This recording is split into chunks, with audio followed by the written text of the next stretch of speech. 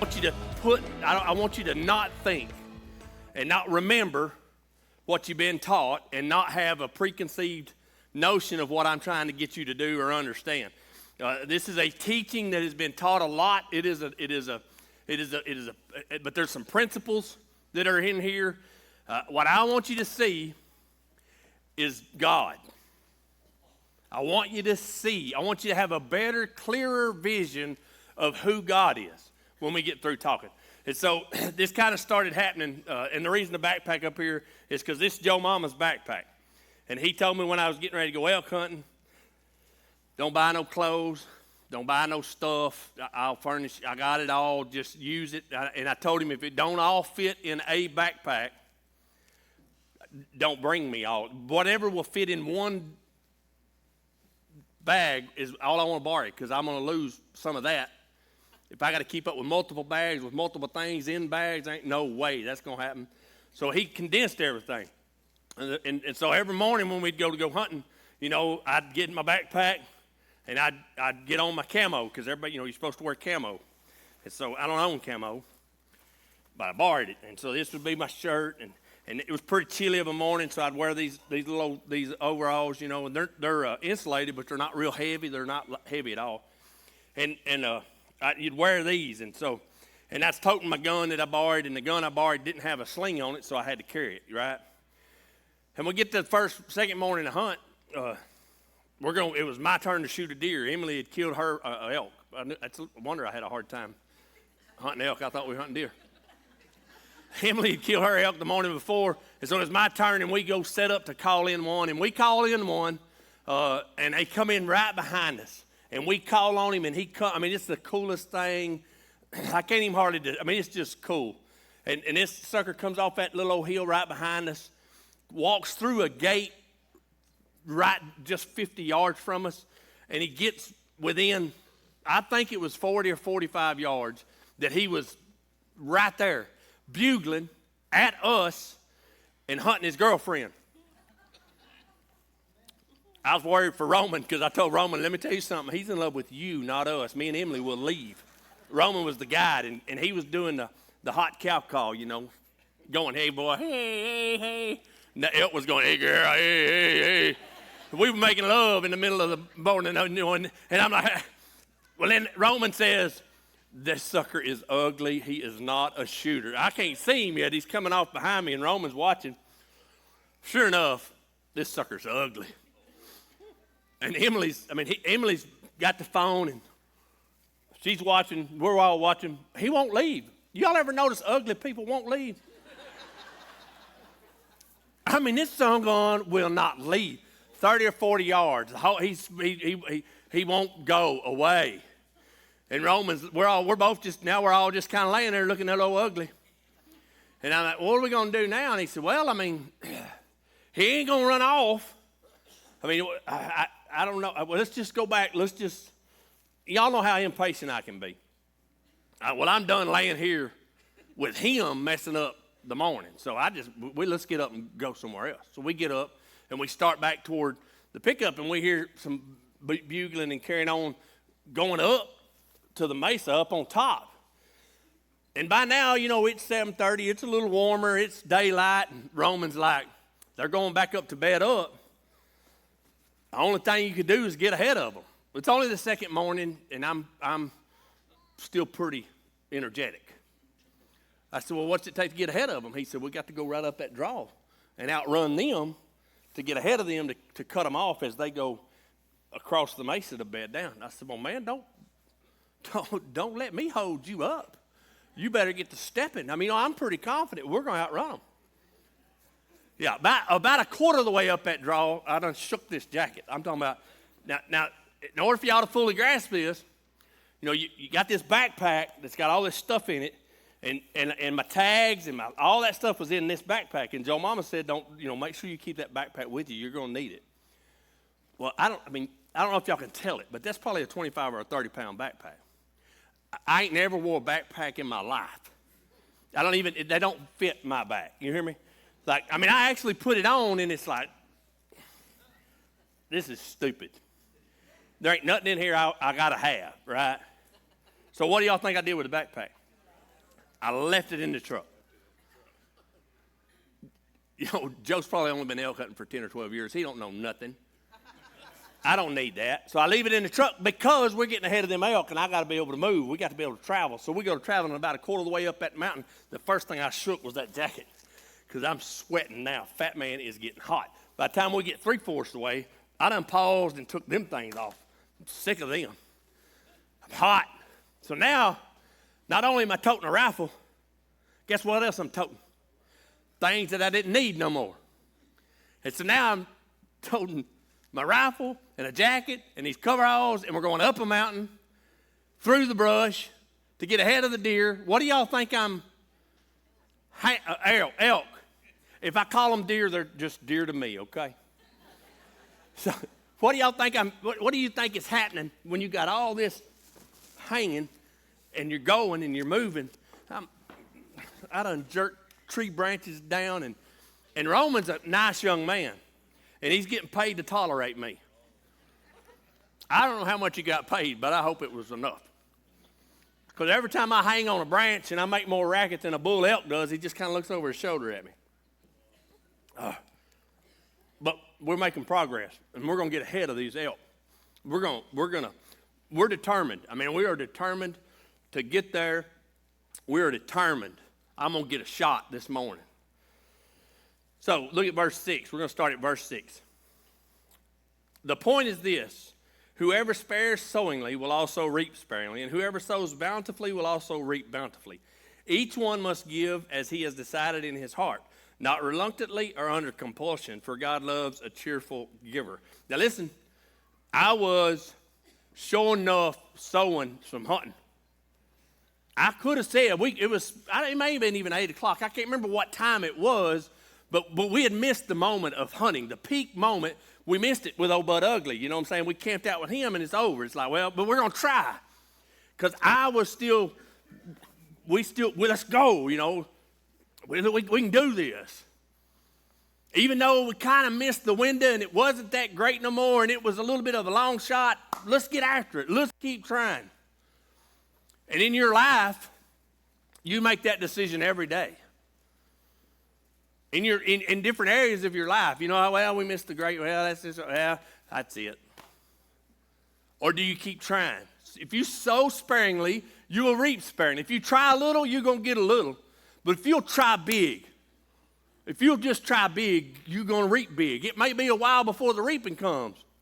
If you'll give a little, you're going to get a little. This is a law of God.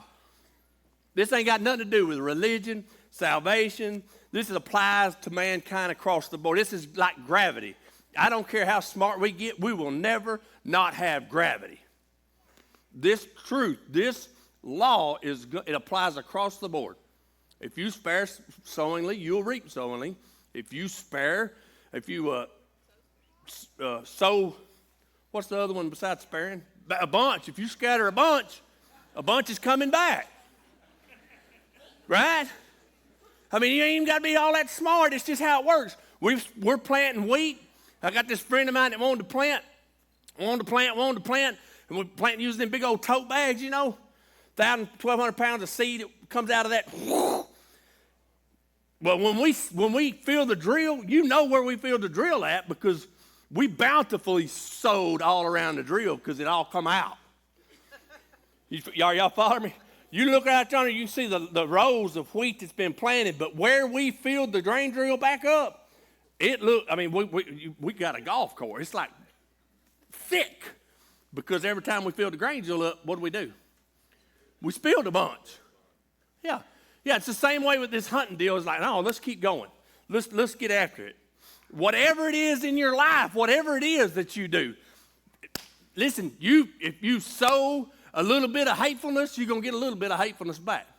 Some of y'all sow some pretty good amounts of hatefulness and wonder why everybody's so hateful. Some of y'all spread joy. You know what I'm saying? Some of y'all the happiest people. And happiness just kind of produce, you know, you're just like, wow. This is a biblical, listen, but I'm not teaching you about giving. I'm not emphasizing on what you do. I want you to know who created this law, who designed this. This is from God.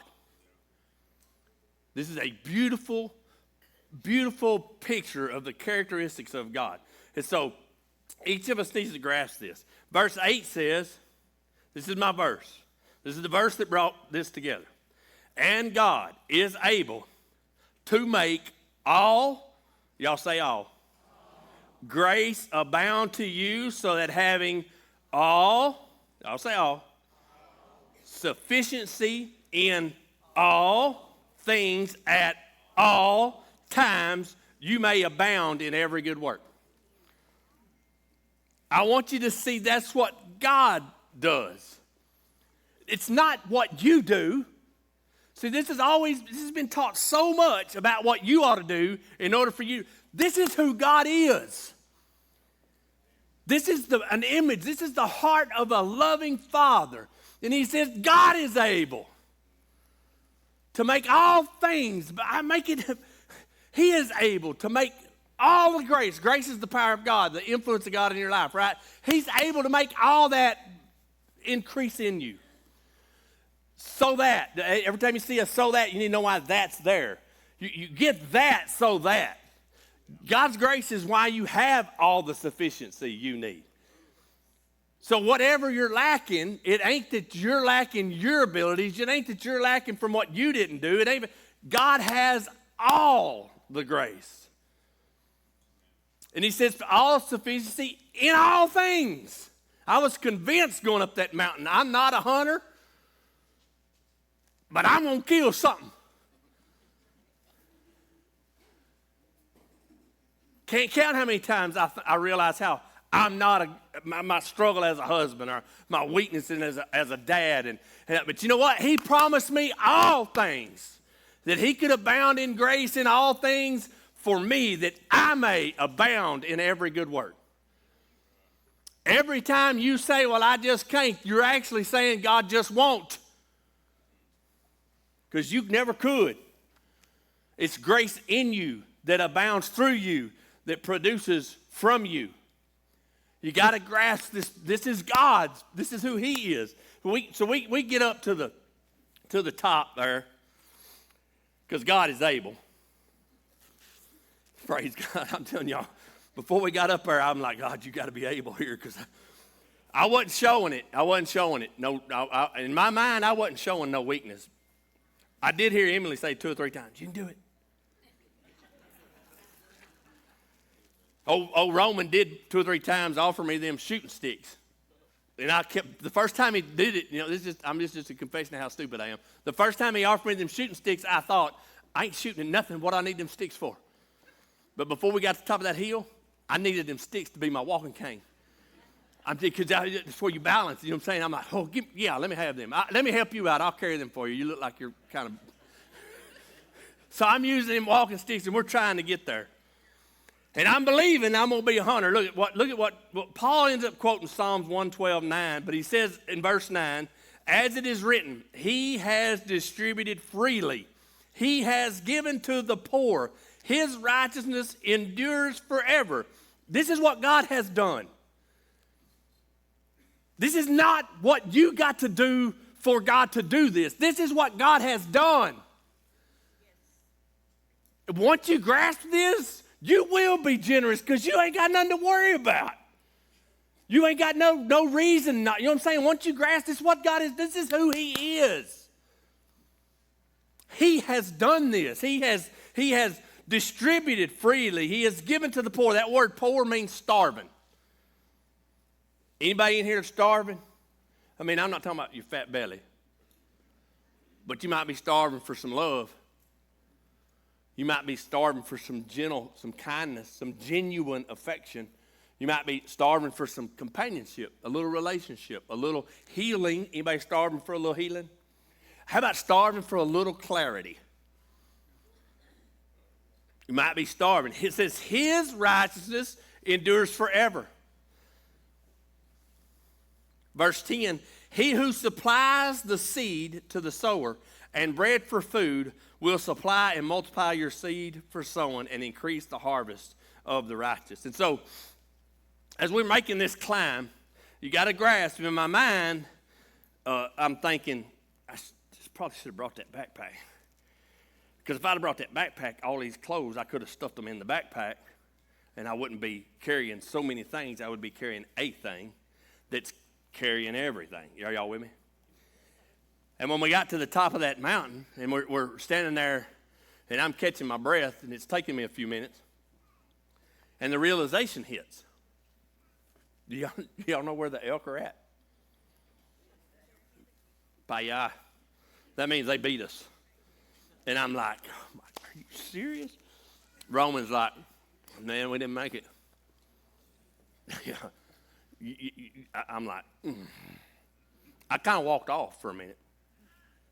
Caught my breath. That's all right, we tried. Emily squatted down, and I looked. I'm dying of thirst. Y'all see what's in my backpack? I'm like, guess what Roman had in his back pocket? A bottle of water. That's why kids don't wear Wranglers no more. Because you can't carry a bottle of water in a pair of Wranglers. They're not designed for that. They don't look as good as me, but they got room for a bottle of water. And I'm looking at that bottle of water right up against his butt cheek, and I do not care. And I'm thinking, you can either pull that out of your pocket or I'm finna vampire that bottle. But I kind of caught my wind. Roman took out that bottle of water. And then he looked at me. Do you need some water? His question was, where's your backpack? I did not answer him. Emily was squatted down there by the bush, and we all caught our breath. This was Sunday morning, the second morning of the hunt. And we start going back down the mountain. And I don't care how old you are, you can go down faster than you went up. Because we missed our shot. A little disappointed, a whole lot tired, a little frustrated. But let's just go on. And Roman's super positive. Let's go back to the truck. We'll get them this evening. No problem. We'll get them this evening. And of course, all I'm thinking about is I'm finna suck down a couple of bottles of water when I get to that truck. And Emily was with us. Emily, come on up. Emily asked me on the way down the mountain, what you going to preach at us today? Now, Emily's a sweet kid, but she has no concept when a man's a preacher and he's been preaching and he don't want to preach all that much anymore and he's pretty tired of preaching and he's on elk hunting. He don't want to preach. He don't want to talk about preaching and he's frustrated. Last thing he wants to be told, asked is, what you want to preach about today? So Emily, in her loving, kind, sweet voice, said, what are you going to preach on today? How many sermons? Oh, I need a microphone. Turn on the blue one.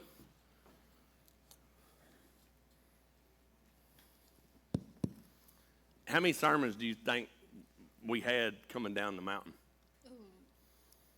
A lot. So Emily was with us. This is Emily. Y'all say hello, Emily. Hi. Emily actually killed the first elk of the hunt, stalked him in, set up. Now, I'm going to brag on Emily. She set up. We that first morning, heard him. How far off was he? A little over a quarter mile. When we heard him, crossed over two big old draws, got set up on a hill looking out. I had a picture. I don't know if y'all got it or not, a picture of her elk. And they called that sucker in. She's so cool, calm. I'm videoing her like this. She smoked him down. But Emily was also a part of the grief camp this weekend. And so I asked Emily, and me and Emily shared and spent a lot of time a little bit about while we were hunting. But I wanted Emily to share a little bit about grief camp and what she gained this weekend.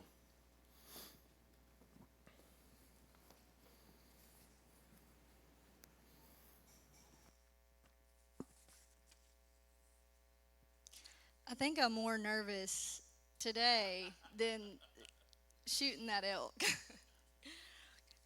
First, I just want to thank this church for serving and opening your hearts to everyone that attended this camp this weekend.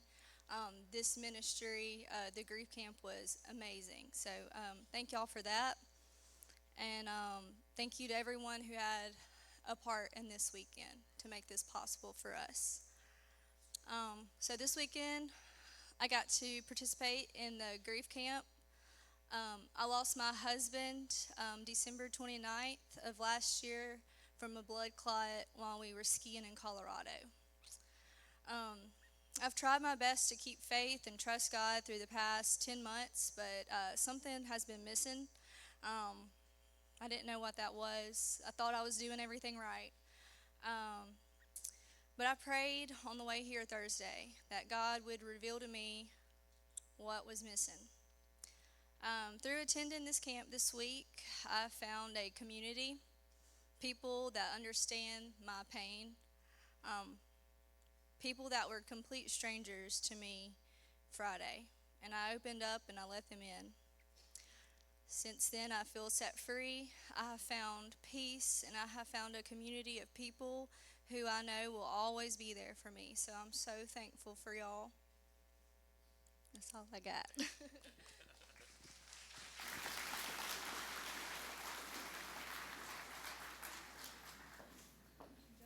Yes, ma'am. Just don't tell nobody else everything you know about my hunting.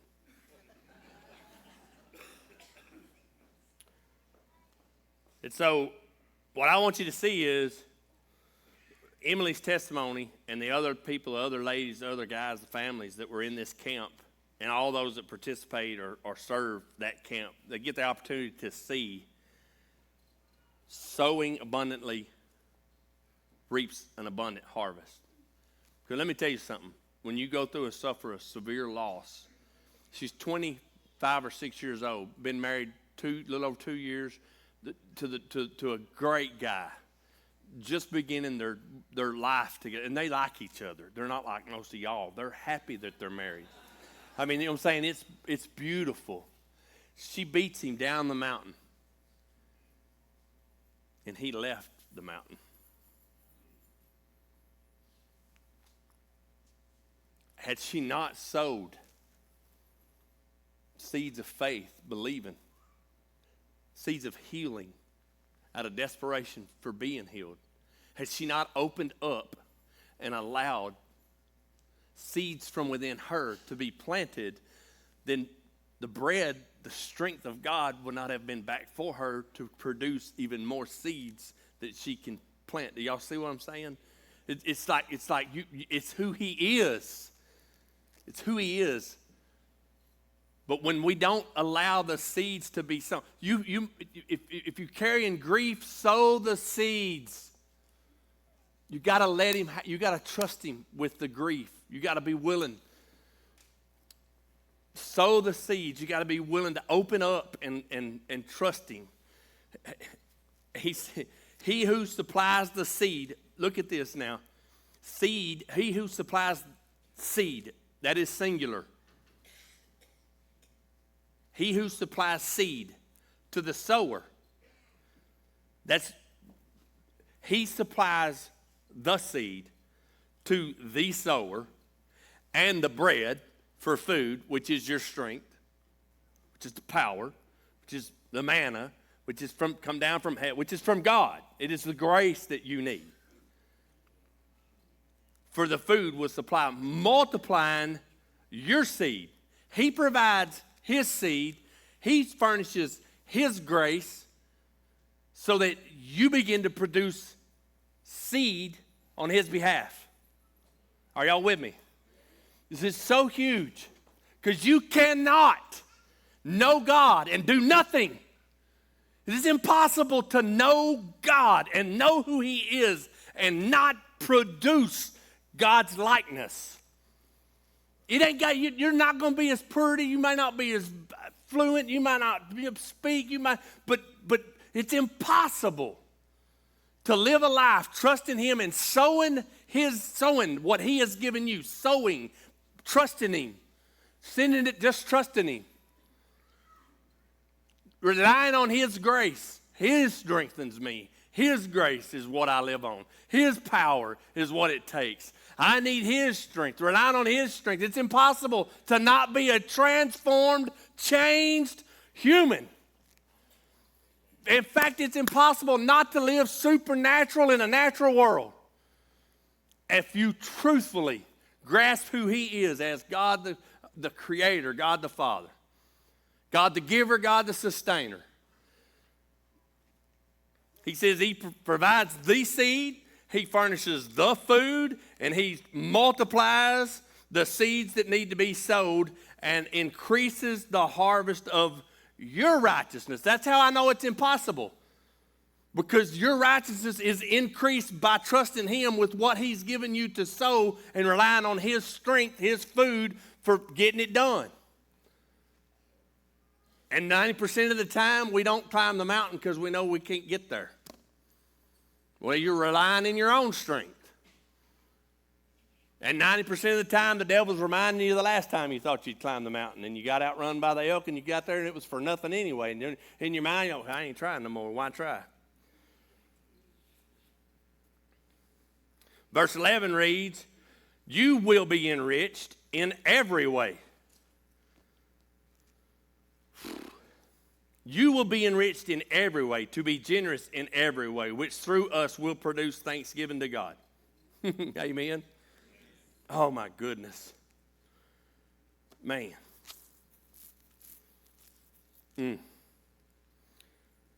He says, he's basically saying, if you knew who I was, if you see who I am, and if you'll trust me, and you'll sow what I've given you, if you'll trust me and you'll sow it, and you'll rely on my strength to meet your needs, to give you this strength, I'll provide you what you need to continue to sow, and I will increase the harvest of what you've sown so that what was produced is your righteousness will increase.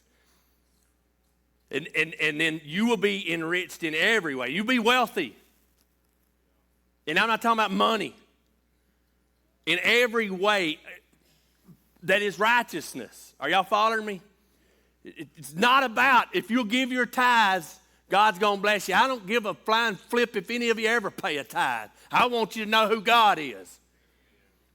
I want you to truly know and see who our loving Father is. This is not a biblical principle to teach you about giving and being generous. It's about if you know God and you see God for who God is, you can't help but be generous. With your time, any of y'all a little bit selfish with your time? With your talent? No, I don't feel like it today. No. Maybe your clothes and your shoes. Some of y'all got a bunch of them, honey. See that? Y'all hear that? Some lady said, preach on. I don't know if she meant, yeah, tell them I need some new shoes or what she meant by that. But come on up front when church is over. Look at did I read verse 11? You just got me thrown off. Verse 12. For the ministry of this service is not only supplying the needs of the saints, but also overflowing in many things. Listen, when you sow, when you pour out, when you trust, it's not only meeting the, Paul's saying it's not only meeting the needs of the saints of Corinth, it's overflowing.